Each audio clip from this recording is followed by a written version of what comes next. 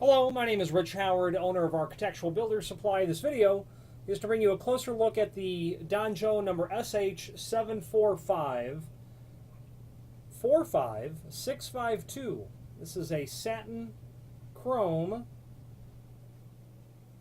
meaning 652 finish, standard weight, steel-based, full mortise, single-acting spring hinge.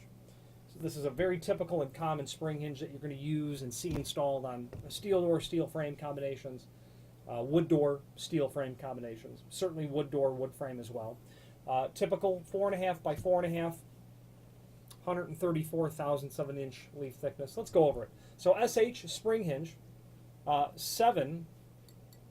SH7 is the series of hinge. 4545 is a reference to the fact that this is a 4.5 inch tall and 4.5 inch wide spring hinge.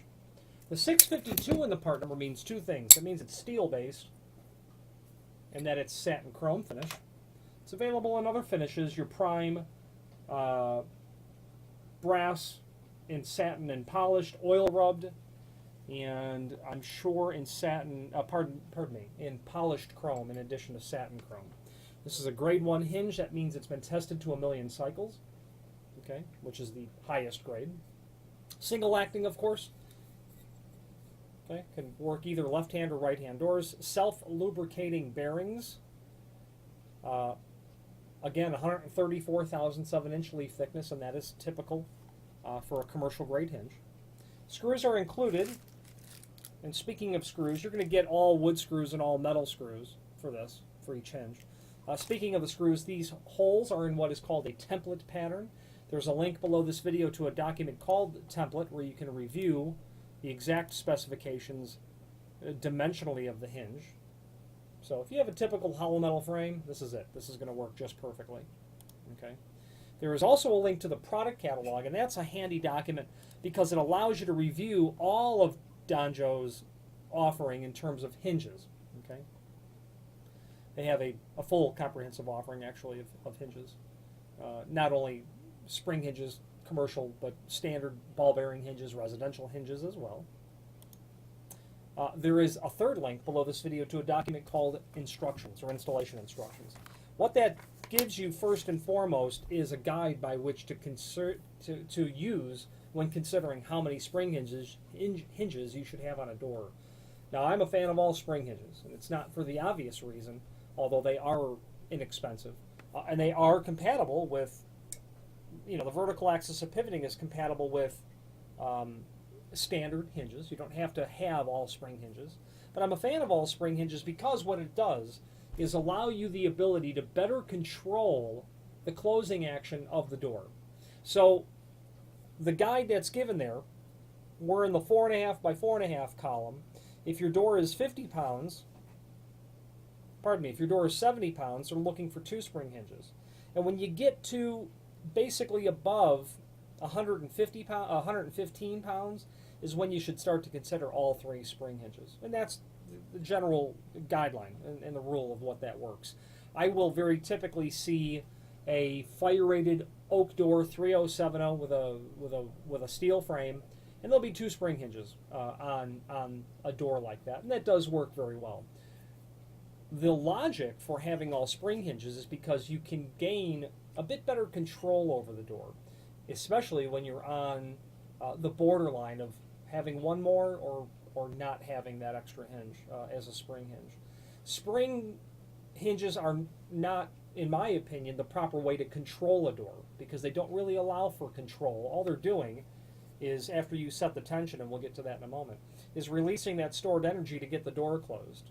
Okay, there's no control that happens inside of there except that it's just going to swing based on the amount of tension that's set. So I guess therefore it's control. But the fact of the matter is, there is no way to arrest it, to increase it once it's down in the critical latch, 0 to 15 degree sort of area. When you have less spring hinges, what ends up happening is you'll increase the tension so high, and speaking of that, tension is not to exceed 3 holes when that door is going to swing out closer to 180 degrees, and not to exceed 4 holes of tension when the door is going to 90 degrees. So when you're underpowered in the spring department, you end up oversetting the tension because that door has to, let's say at 90 degrees, overcome the weight of the door, overcome the state of rest that it is, overcome all the air pressure that it will encounter, overcome the fact that it's losing efficiency in the spring tension as it gets closer to the closing cycle and therefore somewhat relying on inertia.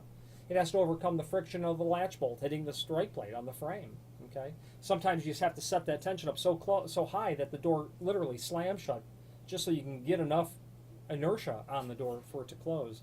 I have found when I have more spring hinges rather than less, I can make it work more predictably more of the time. Okay? I liken it to a tugboat, the spring inside of here. They don't go very fast, but they can pull a lot of weight. And that's the analogy I like to use when it comes to more spring hinges rather than less. Okay.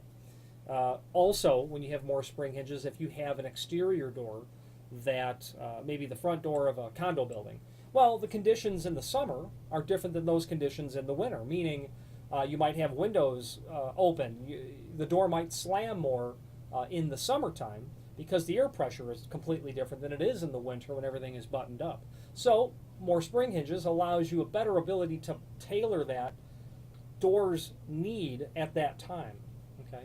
Another reason to get it right with the quantity of spring hinges is if this is a fire-rated door, and it very likely is, the door, you're obligated to have that fire-rated door do two things. It must be self-closing and self-latching. And if you're not doing one or the other, then it's really not a fire-rated door anymore.